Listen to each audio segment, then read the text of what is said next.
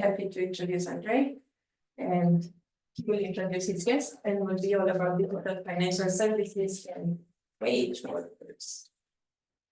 Okay. This is yours. Thank you, Corina. Thank you to all of you who managed to stay until the end of such a long day.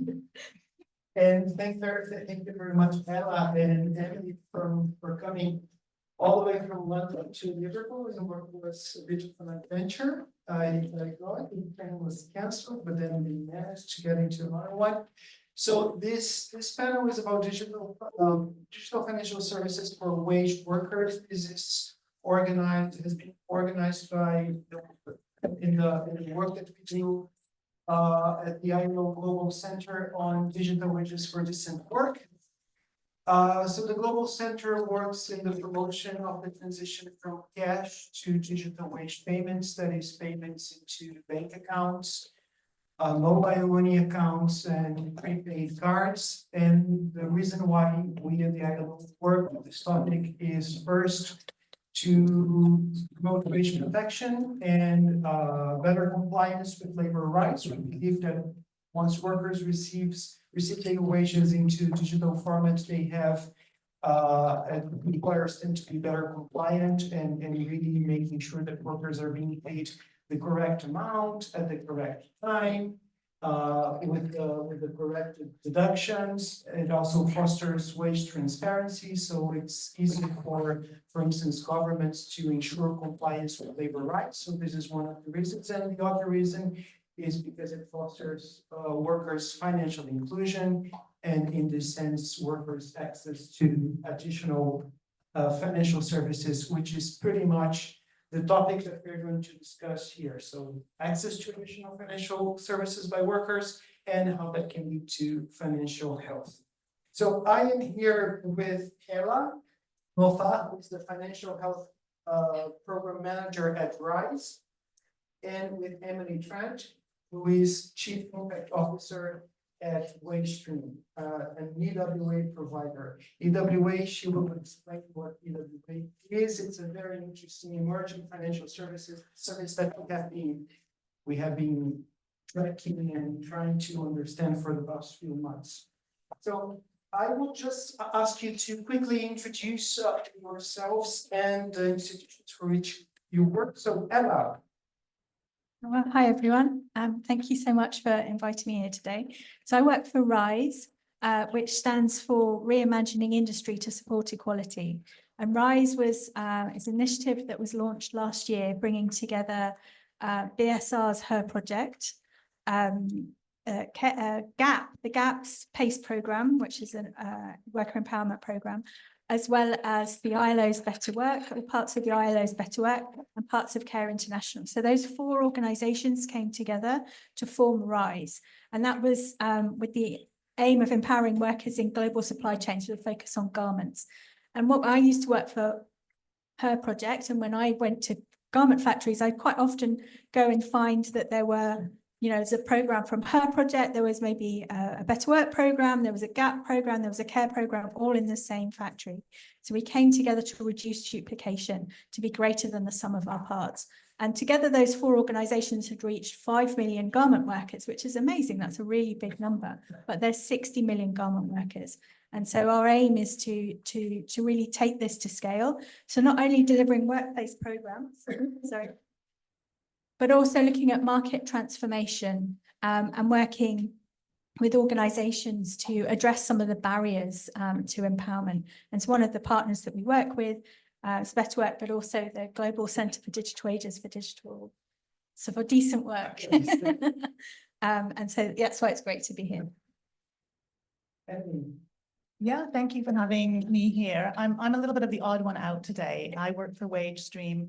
We are a financial well-being platform, and we operate in the UK, US, and Spain. So slightly different markets that we've been hearing about today. And we are a B2B2C proposition, which is that we connect through employers, we use employment data on how people are working to show to individual employees the value of their earned wages as they work them. So a fairly near to real-time feed of the work they're doing. And kind of around that value of earned wages, we build lots of different tools. So we enable people to save directly from their pay. We have financial coaching, and we enable them to budget and plan. But we also offer earned wage access, which Andrej mentioned. And earned wage access is the idea that when you've done work, you've completed work and not yet been paid for, your employer actually owes a debt to you. And it's really weird in any other creditor-debtor situation. You know, if I went to my bank and borrowed money, I wouldn't be telling my bank, I'm going to pay you back on this day, right? The power dynamic is switched, but actually when we work, we're in this strange power dynamic where our employer who owes us money, they get to decide when we get the money, and they decide it based on a cycle that's convenient and technology that's convenient for them. And the idea of earned wage access is if you've already done the work and not yet been paid for it, you can choose to be paid on your terms. So you can choose to receive your pay when it suits you. And it's a really important tool for financial inclusion. I'll kind of come on to that in a moment. But for a really substantial portion of low to moderate income workers, particularly those that experience wage volatility, they're locked out of traditional financial services, and their ability to manage their cash flow peaks and troughs and access their pay on a schedule that suits them is very, very empowering. And so we are a commercial organization, but also a social impact organization. We're backed by social impact investors. And my job is to kind of calculate, measure, manage that impact. So I'm going to focus primarily on earned wage access today in this talk, but it's sort of a component of what we do, not the entirety.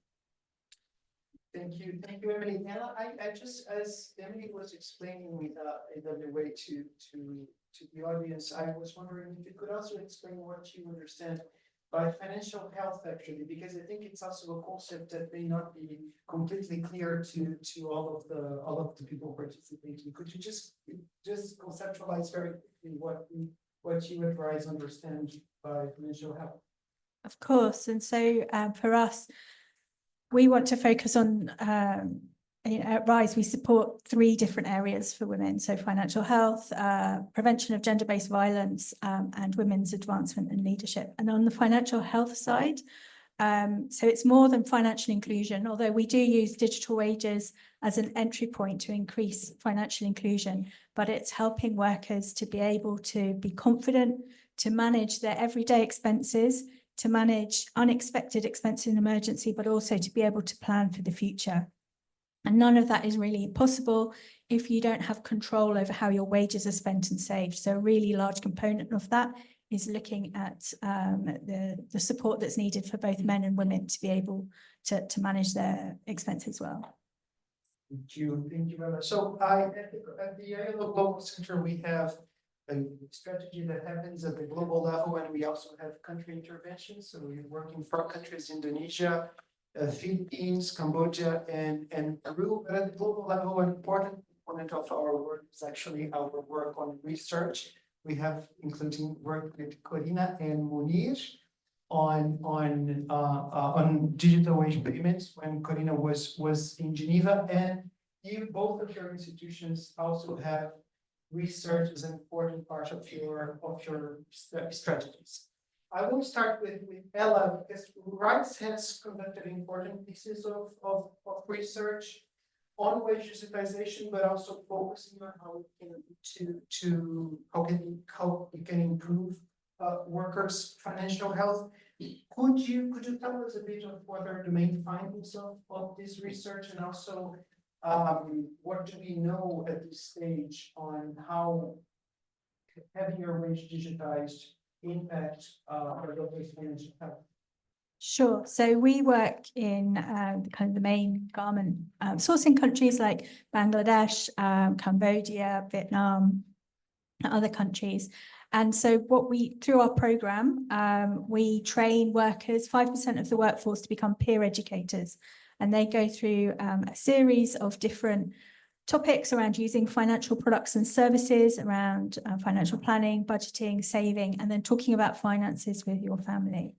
And through that, we've got we've learned a lot about the workers, and we've seen some real impact. And so we've seen that there's been a 20 percentage point increase in access to financial products and services. Now, mainly that is the entry point of wage digitization. So many workers are unbanked and often paid in cash. And so for them, the first time, you paid into an account. It's the first time you're having an account. And so that can be really nerve-wracking if you've never used a bank account before, you don't know how to use an ATM. So it's really important to build that confidence. So you're not just handing your ATM card to someone else to go and withdraw the money, like a security guard, for example, or writing your PIN number on your card. So all of those things we want to avoid, but also helping workers to access a range of financial products and services that can really help them. And so, what, for example, mobile money, being able, many garment workers are migrant workers, and so it's really important for them to be able to send money home. So we've seen a really large uptick in using mobile money products, so 35% globally in all the countries that we work in. And we worked with the Gates Foundation, did some research in communities surrounding garment factories that had digitized and hadn't digitized. What we also saw was a ripple effect into the community. So garment workers, especially women, were telling their neighbours, this is how you open a mobile money account and this is how you send money home. So seeing that really nice kind of way that it kind of goes into the community. And we've also seen... So.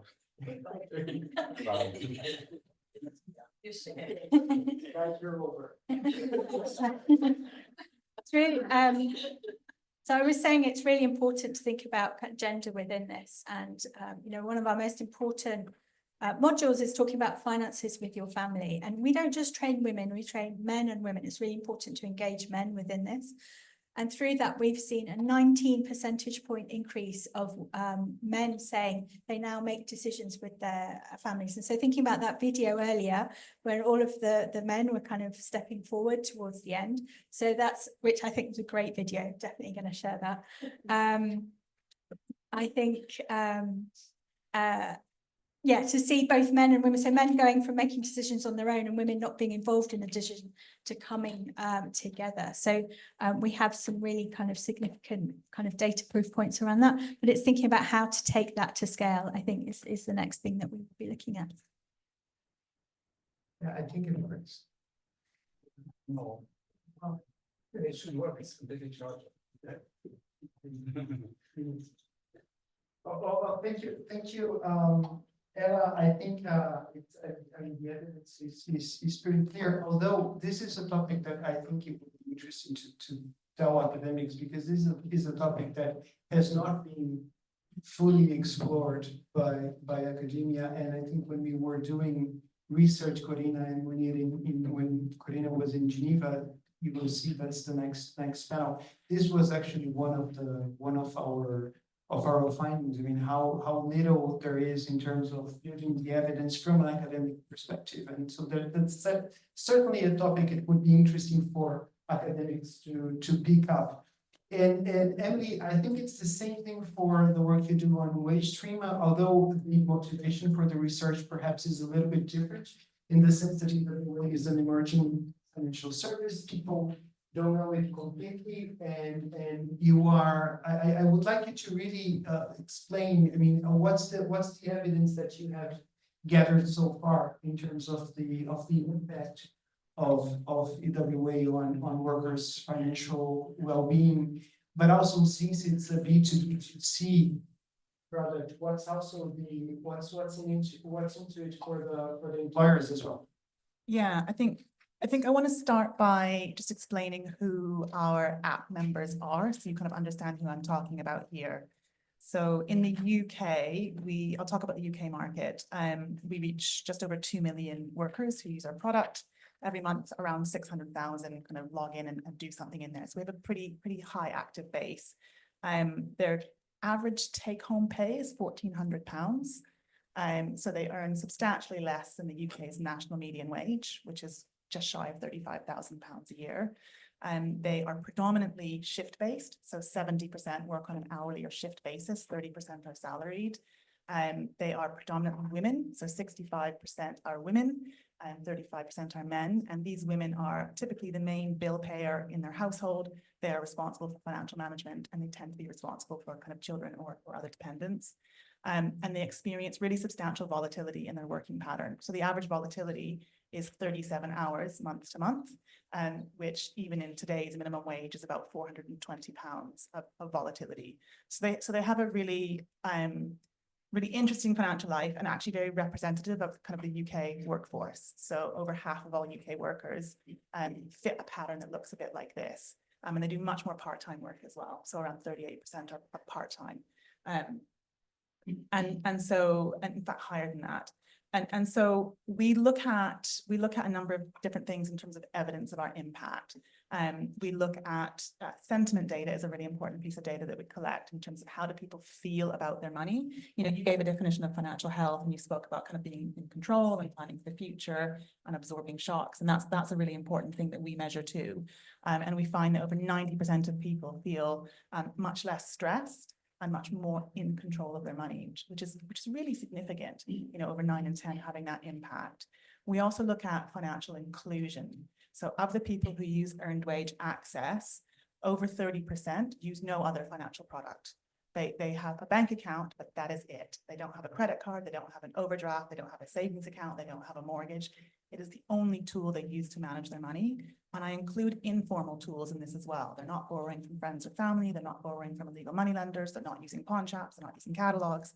It is the only tool they have to manage their money. So we have a much higher excluded population than you'd see across the UK. So nationally, you'd see about 1 in 7 people being financially excluded. We're sitting at around 30%. And so enabling that population, and again, if you look at those demographic characteristics, you're more likely to be excluded if you're female, if you're new to country, if you are younger, if you came from a lower socioeconomic background. So the ability to enable those individuals to participate economically and participate in financial services is really, really powerful. And that flows through into a number of different aspects. So we see that the significant majority of people, nearly 8 in 10, spend less money. And that feels deeply counterintuitive when you think about a product that allows somebody to get access to money more frequently. Your gut tells you that that's not the result you'll find, but they spend less money both for functional reasons, like I can now pay for things on a direct debit and not pay the fees. I can pay my bills on time. I can take advantage of a cost savings when something's on sale. But they also spend less money for emotional reasons and behavioral reasons, which is I feel better about my money. I'm not panicked. I know it's there if and when I want to use it. So I can slow down and I can think more clearly about the financial choices that I'm making. And this translates into some really interesting impacts. So we look at the effect on how well people sleep, right? 20% are saying they sleep better at night. That's really substantial. You know, the effect of a good night's sleep is pretty much life-changing when you measure over the long term. Anybody who's had a night of no sleep knows exactly what I'm talking about here. So if you can get a fifth of people sleeping better just because of the way they feel about their money, that's a huge impact. 15% have better relationships, right? So you're less likely to snap at your children. You're maybe related to the sleep. You know, you're actually raising children in an environment where they are more supported, and that has a long-term impact in terms of children's success at school, the behaviors that they emulate, their likelihood of having self-esteem or mental health difficulties later in life. And we also see a really substantial proportion, over 20%, feel more fulfilled at work. We haven't changed anything about the work they're doing, but they feel more fulfilled at work. And if anything is more magical than sleep, it's actually feeling fulfilled at work. It has long-term impacts on your health.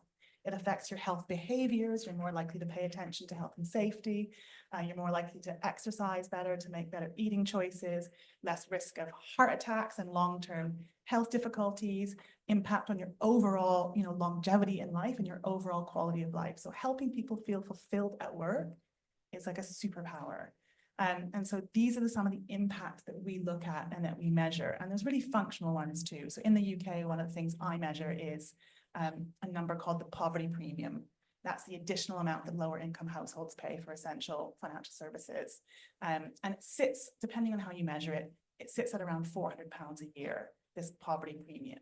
And we have since launched up until the end of 2023, so from 2018 to 2023, we've taken £85 million off the poverty premium, net of any fees that people pay us to use our service. So we measure kind of hard numbers as well as these sort of slightly softer ones. But for a business, one of the great things about a product like Earned Wage Access is you're creating visibility over shift work and hourly pay, kind of right at source. And you get this incredible behavior change in an organization where individuals suddenly want to follow the rules. If they're using kind of a shift clocking tool, they want to clock in on time, that will automatically process their shifts and they can see the data. And they can also see if somebody's made a mistake. So if I know I worked the Thursday and I'm not seeing it in my app, I'll go bug my line manager and I'll get them to correct it at source before I get paid. So we have really good quality data flowing through an organization. We've reduced missed pay by 80%, right? So people are getting paid the right amount on time on payday, which is very valuable for individuals, but also in terms of the work required in payroll. A missed pay query is not a boring functional thing. It's a single mom in tears down the phone yelling, going, why can't I afford to feed my kids, right? That's a hard conversation for somebody to be having. And through all of that, we also increase the number of days people turn up to work. Because one of the reasons people don't turn up to work is they can't afford to get to work. So if you can't put petrol in your car to go pick up a shift, or you've run out of money and you can't tap your card to get on a train or a tube or what have you, you call in sick.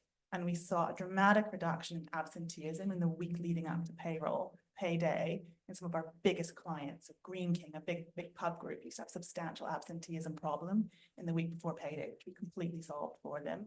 And we see people stay with their employers for longer, and we see people picking up additional shifts. Really important for healthcare outcomes in the NHS and the care sector, where you want the same carer to work in the same location. You want that continuity of care. If you can make it more palatable, if you can give the gig-like flexibility to come in and work at your employer where you get all the benefits of that wraparound of employment benefits, you get people picking up more work. We see people picking up 11% more shifts on average because they have the data before payday to answer the question, have I earned enough? And they're making real decisions based on real data. I could go on forever, Andrej, I'll stop there. No, I just, well, I think the academic theory, the mathematicians really related to your comment on sleeping well. It doesn't have the same impact on those of us who work for Wagestream, let me tell you that. No, but actually, Ella, I would like to ask you to kind of pick up on what Emily is saying. She's talking about these benefits from the perspective of the UK, but from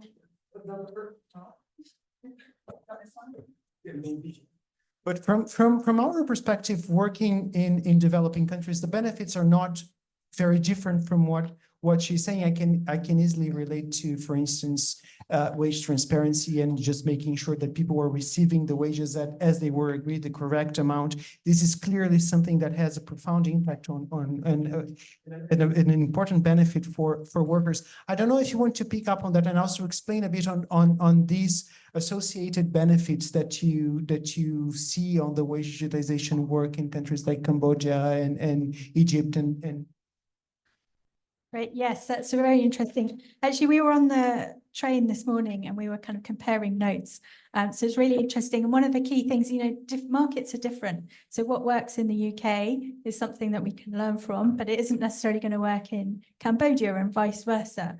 And I think that's one of the kind of a really good insight, like one size does not fit all, even within similar sorts of markets. But yeah, we do see a really clear business case for wage digitization. So, the amount of time that it takes to process a payroll. So, think about an industrial area, a garment factory in an industrial area outside of Dhaka. The money has to come from the bank out, and everybody knows that it's payday, and you've got 2,000 workers. That's a lot of money that has to then be counted into envelopes. You have to have the right denominations, you have to have clean notes, and then you hand it out, and you have to take people off the production line to be able to give them their wages. So cash wages is very inefficient. So there's a really clear business case, and we've seen in Bangladesh, there was like a nearly 60% reduction in time spent on payroll when it's digitized. In Cambodia, it's even higher, because in Cambodia, there's 2 paydays a month. So that's double the admin, double the headache. And you see an 84% reduction. And you see an increase in transparency, as Andrej was saying. an increase in demonstrating compliance, which is really important for the brands and buyers. But for the workers, you're getting your first account. You're being able to manage your money better. You've got somewhere safe to save your money. So in Cambodia, if you don't have an account and you're a migrant worker and you're living in shared accommodation, where do you keep your savings? You can't put it under the mattress, which isn't a great place anyway, but it's literally in your pocket. So it's much more likely to be spent. But we have a good case for wage digitization, but we want employers to go further than that. And we want them to continue to support workers to access a range of financial products and services and improve their financial health. And so that's one of the things that we're kind of looking at is how can we've got anecdotal evidence. So people taking less time off to go and pay bills, because, you know, in India, if you've got to go and pay a bill, you've got to go and queue and it takes half a day and your manager's definitely not going to let you go home at 2 o'clock to go and do that. So you just don't turn up. And so we've seen an increase in, you know, as people get more comfortable using financial products and services, we've seen an increase of, you know, or decrease in absenteeism. And then there's also the issues around presenteeism, you know, if you're worried about money, and a lot of, you know, kind of arguments at home around money, and then how does that translate? So, again, from a business point of view, and why I'm obviously, you know, we're interested in workers, but having a business case makes it sustainable because it means that employers will invest in this. So it becomes a win-win situation. And then there's the win for financial service providers because you're developing a market, you know, market segment of active users who are using financial products and services and not just withdrawing 100% of wages on payday. So I think that business case is really important as well as the social case. Well, thank you. And now I would like to get to the point actually that I think it's for you here who are looking for data, which is how important research and how important the work that you do in the impact assessment is to both of your organizations. I mean, Emily, you at Wagestream is sitting on a huge set of data from users and clients. Can you tell us a little bit more on how you've been using this data to leverage research that can help not only fine-tune and better design the products that you're offering, but also, I mean, we've been talking, and it also has an importance in terms of how the market is developing and how the market can be better shaped by the results from research on the topic. Yeah, you know, you and I spoke a couple of weeks back and you said to me, oh, you know, the benefits are obvious. And I said, no, they're not, right?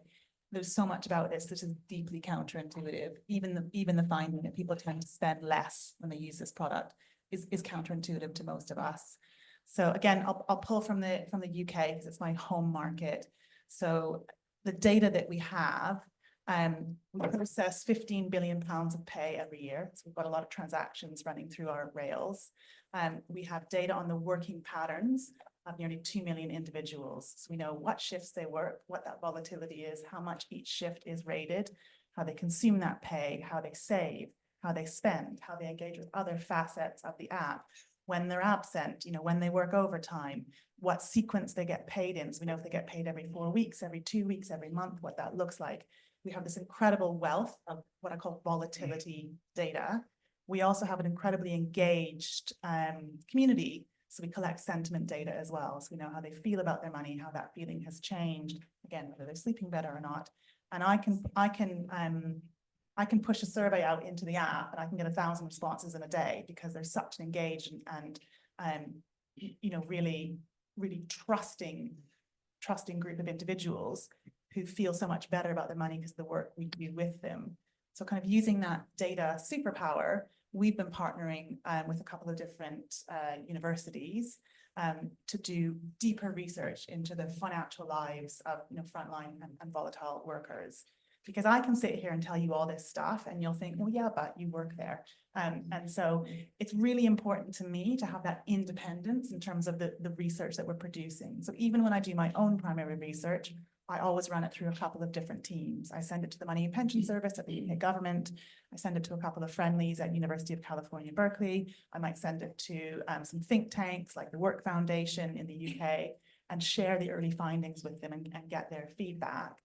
But we have partnered, we've got a couple of research collaborations. So University of California is one we've been working with for several years now. And so they've been looking at questions like self-control and policy questions. So what is the right way to regulate a product such as this? And how might we measure people's present focus, and are people are sophisticated or naive? And so we've combined their surveying and their kind of economic models and the tests they run with our data we can provide. So we can provide disaggregated data back to them to enable them to do that big piece of research. And then their findings influence our product design and our policy. So one of their findings was that, yeah, people do have some self-control issues, but they're broadly sophisticated. And the best way to deliver the product to people is without top-down settings, but with bottom-up controls. So let people choose their own rule set, let people design what works best for them. And then we'll run that through our impact advisory board, and that will result in a product change. Or one of the other findings they found was that people sometimes had a hard time remembering how much they'd used that, or kind of comparing that to previous periods. So could we show it to people graphically in the app, especially with those who are less numerate? So we could show people current period versus previous period in a really clean format that would enable people to make better decisions and to understand the impact of their choices.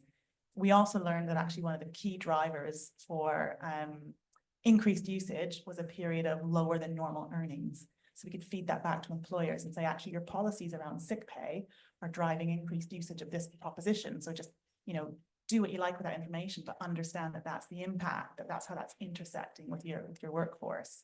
The other research collaboration we've been working on has been with Harvard University, and we've been looking at savings. So looking at how you get more people to participate in workplace savings. So just taking a very small amount of pay every payday and sticking it into a rainy day fund. And we've been testing a really simple behavioral intervention, which is what happens if you flip the default. And you say, if you do nothing, savings is on. If you want to be out of savings, you do something. And we worked with two of our employer clients, with Bupa in the care sector and the co-op group in the retail sector, and flipped the default. We ran a randomized controlled trial across 3 groups. So there was 3 different treatments in that randomized controlled trial. So a nudge, a full-on intervention, and then kind of the control. And we lifted participation from 16% of a workforce to 71% of a workforce. 4 in 10 people had never saved before. And within 4 months, the average balance was over £100. And to put that into context, in the UK, a quarter of all working age adults don't have £100 to their name. Within 8 months, the average balance was £200. And these are workers who are earning on average £1,400 a month in take-home pay, quite a lot of volatility in their hours. And they are now punching above that threshold of that kind of £100 balance. So those are sort of 2 different collaborations. One was a survey where we shared data. The other one was a trial where we built something. And then we took the results of that trial and we recognized that we can't just opt everybody into savings. That's not kind of politically acceptable across our employer base. There's lots of considerations need to work through that. But everything we learned about that behavioral intervention, we baked back into how the product worked. So it's now an incredibly strong nudge, lots of assumptive positive language, lots of smart defaults. And so we're now trending at 55% savings adoption.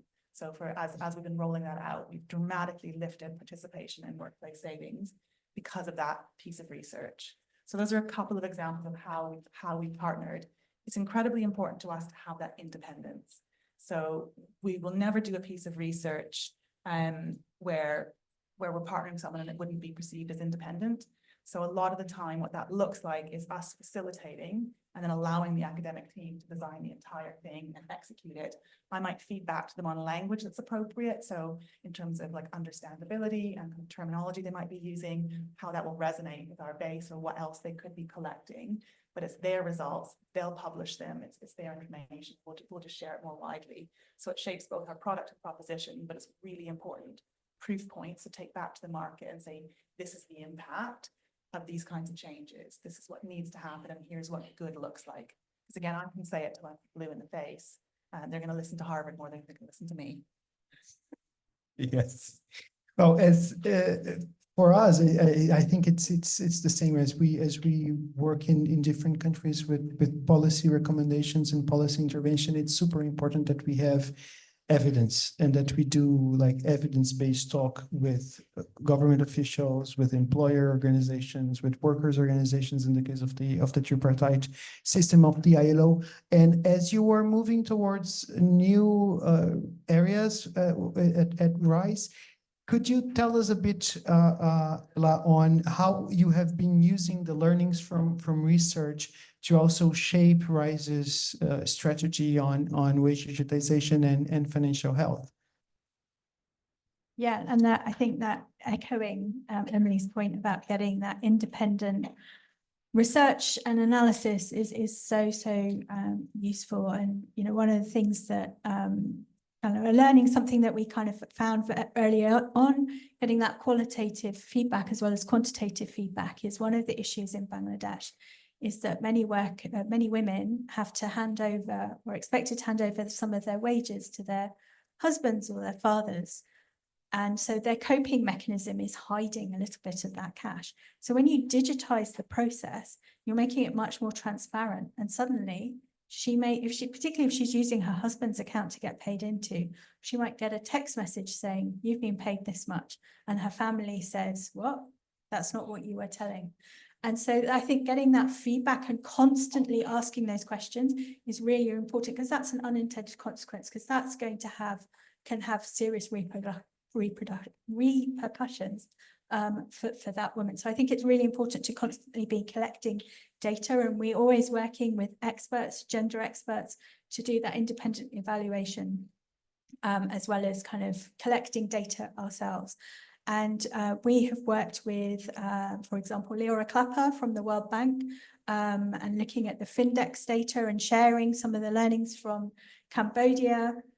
We did some research together. It was in 2020. It was just during COVID, at the start of COVID, which really helped to kind of build that case, but also helped Leora, when she was building the Findex, putting in more questions about wage digitization. She's a real digital wages expert, but having that on the ground collaboration really helped her as well. So I think, thinking about the benefits on both sides. And then recently we've been working on a pro bono basis with the MasterCard data services team, who've done the analysis of all of our global data, which has been really interesting.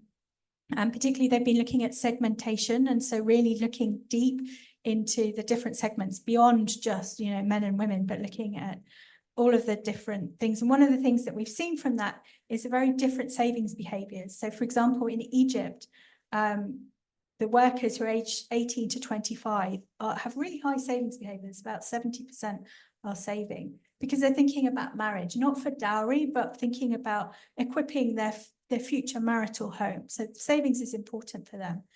And then the 25 to 35-year-olds, they're kind of in the middle. They're starting families and, thinking about, accommodation, housing. And then the group over 35 have so many commitments, it's really hard for them to save. So just looking kind of generally across that, you wouldn't get the same result. And then the second one, just to add on that, is that in Egypt, saving is seen as the woman's responsibility. And so through the program, one of the things we've seen is that men are thinking, actually, this is really important, something to think about. So all of these insights we get from working with others to really look at our data and help us to understand it. Well, thank you. Now, questions? Yes, please. So I'm sure there are a lot of more interesting and serious questions among the audience. So I'll start with something. You can say no if you want. But since we are talking about digitizing wages and digitizing finance, so did you think about decentralized finance and cryptocurrency, for this kind of issues? So I do have a very official ILO reply to that. It's no, actually for the ILO, cryptocurrency is not considered legal tender. So wages cannot be paid into something that is not legal tender. So that's why. And so there are two countries that accept cryptocurrency as legal tender: El Salvador. I forgot the other one. No, I think it's just El Salvador. Yeah. Argentina was considering, but it was considering, but they did. And well, Argentina was considering even milk to be legal tender. The proposition was quite crazy, but anyway, so this is why we however, there is another discussion which we want to understand a bit more, which is the central bank digital currencies. And then there is a different pathway to, and that's legal tender. And then that would be also a blockchain technology integrated into digital payments. Because one of the main messages or like motivations behind, the messages that some cryptocurrencies are trying to push there is that banking the unbanked. So you have a lot of countries like Nigeria, almost 10% of the population is working just with crypto. And in crypto, you can also work with the dollar. So it's not the direct dollar, but, the Tether dollar or, some kind of equivalent. But it's not the dollar itself. But yeah, I understand the legal. It's the problem is it's more legal than I don't know if you have a different reply and if you have a different perspective on cryptocurrency and how that can help financial inclusion and. It's really not my focus area. All I can tell you is that a lot of our app members chat in asking about it, and I think it's perceived as a bit of a get-rich-quick opportunity.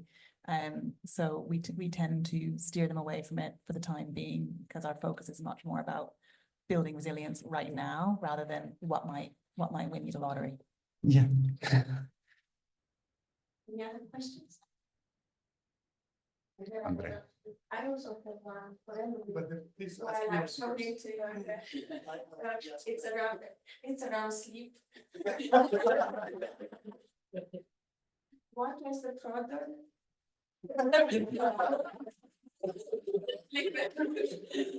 The product is basically overall reduction in financial stress. So it's the app that gives you information. The app gives you information about your earnings, your spending, enables you to manage that spending more effectively. So it's not going to solve your problems if they lie elsewhere.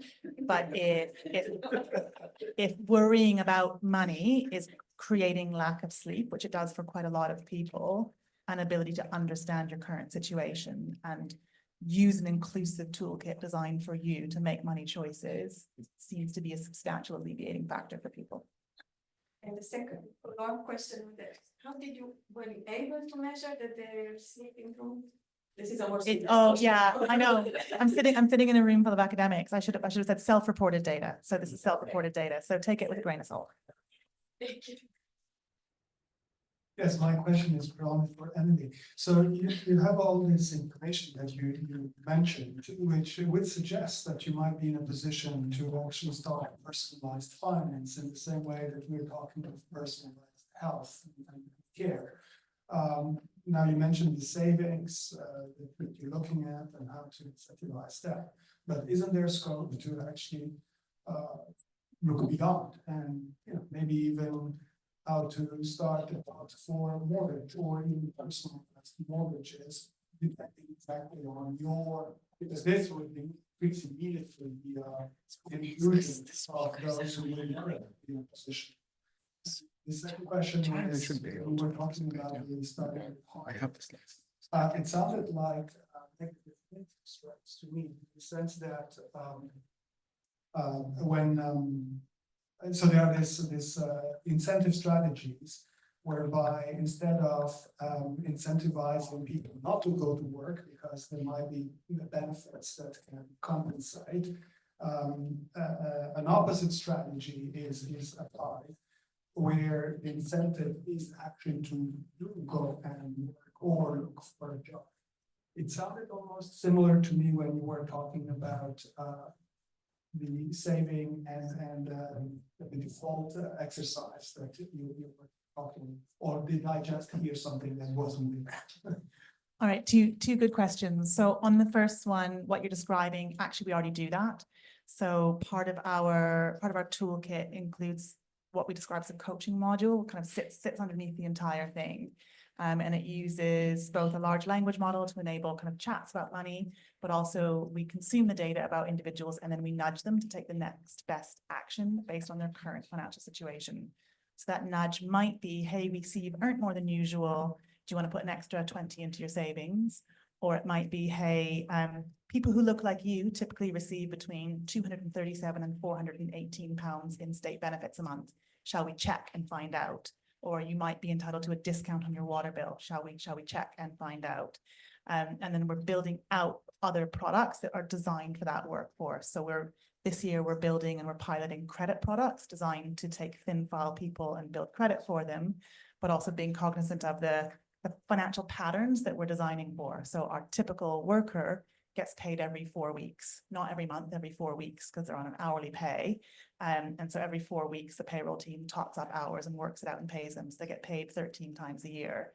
So the credit products we're designing move with their payday. So your repayment date is your payday, your bill due date, so that you're not in that situation where it's a monthly repayment date, but your pay is every 4 weeks, and sometimes it lines up and sometimes it doesn't.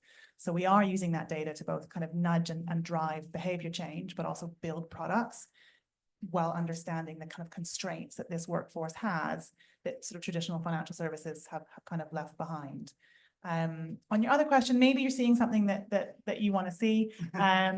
It's really about using inertia as a force for good, which is most people say that they want to do a particular thing. I read a stat from back in, I think, 2002, when the UK was first considering pensions auto-enrollment, that only 0.5% of the population behave in a way that's economically rational. So like most of us don't do the things that we know we should do and set out to do, but inertia is incredibly powerful and positive. So how might we use inertia in a way that benefits people? And then we put the burden of action on those who are more financially capable. So those who choose to opt out are more likely to have savings elsewhere or to be managing their money in a different way. And those who do nothing kind of get the benefit of that inertia sweeping them along. More questions? If not, we do have like a final. Lisa.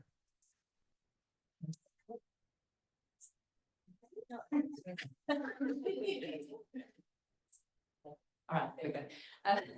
So I'm super interested in this. I mean, it sounds fantastic, this product. Really basic question. I don't know if I missed this at the beginning, but is it up to the, like, how does the person sign up to the app? Is it through the employer, or does the employer introduce it, or do you do it individually one by one? Like, how do you actually get people in the using the app? Yeah, it's through the employer. So we, Wagestream, would sign a contract with the employer, and then we would do a data integration with the employer. So that's how we consume all that kind of unique information from the time and attendance and from payroll. And then we would also use our banking ledgers to kind of intercept pay. And that's what enables us to move money on behalf of the individual. So you can't sign up to it individually. You have to work for an employer who offers it already. It would be great if you could and kind of build that sort of ground up demand. But at the moment, coverage in the UK is about, across all providers, is about sort of 4.5 million employees out of a workforce of, I can't remember now, maybe 17 million who might be eligible for this. So we're scratching the surface still, more to come. Thank you.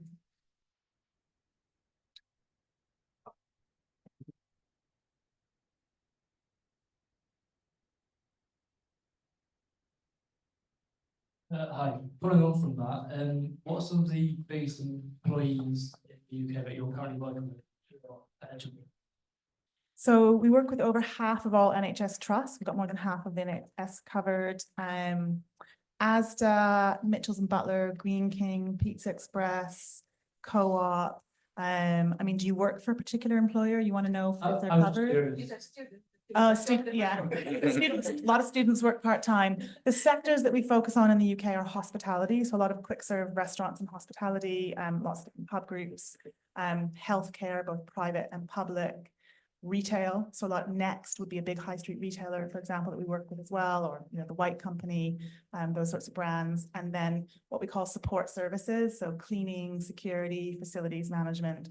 So even things like the gate line stewardesses on the train lines, if they work for Carlisle Support Services, a lot of brands you've never heard of before. Clipper Logistics, we're now GXO. So if you order things from ASOS, all the fulfillment of that comes through people who have access to our toolkit. What I learned at this company is there's lots of big brands that you haven't heard of before. Even even some of the high street brands like Etel being Quick Fit, or yeah, I'm trying to think of Italian group. I don't even know what they do anymore. I think it's support services. I shouldn't say that, but a lot of the foundations that kind of make things work in society come from these sorts of employers. So you mentioned of like 17.5 million that could have access to, only 4.5 are using it. Question is, what are you doing to like get that number up, as in closer to 17.5? Yeah, I mean, again, this is where research comes in, right? There's a huge amount of work done to reach out to employers and ask them to activate this service and switch it on. And there are a lot of employers who don't think it's necessary, or who think that their employees should just learn to budget better, who have no kind of lived experience or empathy around topics like financial exclusion or what it's like to manage money in these sorts of patterns. There's also a huge base of small and micro employers. So we've developed our micro and small business proposition. We have a whole team dedicated to going out to market and trying to bring that in. But it's sort of it's a big effort, and we have a substantial sort of commercial outward facing team working on trying to reach these employers. Part of the work I'm doing is trying to share our impact metrics. And a shameless plug, I've just launched a podcast, the Invisible Worker podcast. So it kind of explores the financial lives of frontline workers and trying to build awareness for what those challenges really look like and how employers can start to solve them. And so the more we can kind of flex that empathy muscle and get employers thinking about this, the more we can close that impact gap. Well, thank you. I think we have to move on, right? So I will just ask a final question, and I want a very quick answer because we have like 6 minutes. And that is, you have a lot of academics in front of you. What are the pressing questions that we still need to learn about wage digitization, financial health, financial services to workers that you think should be a priority when partnering with academic institutions? So I think one of the priority questions is kind of continuing to build the business case, because with the business case, then you get employers to invest in the financial health of their workforce, which then makes it continue in a sustainable way. So that's one thing. And then the second thing is to really understand, what does it take? I think we can demonstrate that wage digitization does lead to increases in financial inclusion, but really kind of demonstrating what does it take to help someone to improve their financial health in a sustainable way. I have two. So the first one is just long-term data. We have lots of studies that are kind of point in time, but what we're really lacking is long-term data, which is how does that impact flow through society? How does it affect the next generation? So any kind of patient study or patient partnership, which I know is maybe not what you want to hear, but long-term data I think is incredibly important. The second is there's kind of a body of research around a concept called scarcity mindset. Maybe you've come across that before. And it's the idea that financial stress actually costs you IQ points. It uses up available IQ to the tune of between 10 to 13 IQ points. It's been measured in the lab, in the Western world, and in the field in the developing world. And I have kicked off today our first piece of field research on how we might measure that. What is the impact of a toolkit? So how might some of the findings I see in my data, like people spending less, how does that connect to that concept of scarcity mindset? And what is the cognitive impact of solving for financial health or financial well-being? Because if I can turn around to an employer and say, we can lift the average IQ of your frontline workforce by 10 to 13 points, that's the business case right there and there. So that's a really interesting field, and I would love to partner more on that particular topic, which is how do we measure the cognitive impact of a toolkit that's designed to support financial well-being and financial stress. Well, thank you very much, Emily. Thank you very much, Ella. Since we didn't have a lot of questions from online audience, I'm just putting an open question to anyone who wants to answer it while I'm changing the slides. So there is a question from Professor Mohammed Ghadi Sabir. He says, how can we improve the advantages of social insurance and risk management of deficit of system? I don't understand. So if anyone wants to take this question. Could be either Craig, Aparna, or Lisa. So,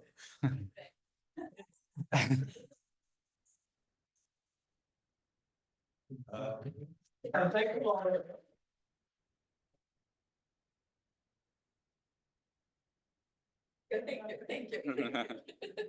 So the professor asked the question, I'm not entirely sure I understand it, but one of the things that's evolving in the social protection space in relationship to climate change is thinking about social benefits that can be triggered by climate change. So the example Lisa was giving before, in terms of the heat index product, where she was describing it was based on something that an insurer was providing. But it could be something that the government picks up and says, oh, this makes sense for our population in general, and we could offer this as a social protection benefit. And that probably makes more sense than it does from a private commercial insurer. So those are the types of things that where we see synergies between social insurance or the social protection programs and sort of the risk management and climate change issues. Thank you. Thank you. Thank you, Craig. So we are coming to the last talk. It's an academic talk, and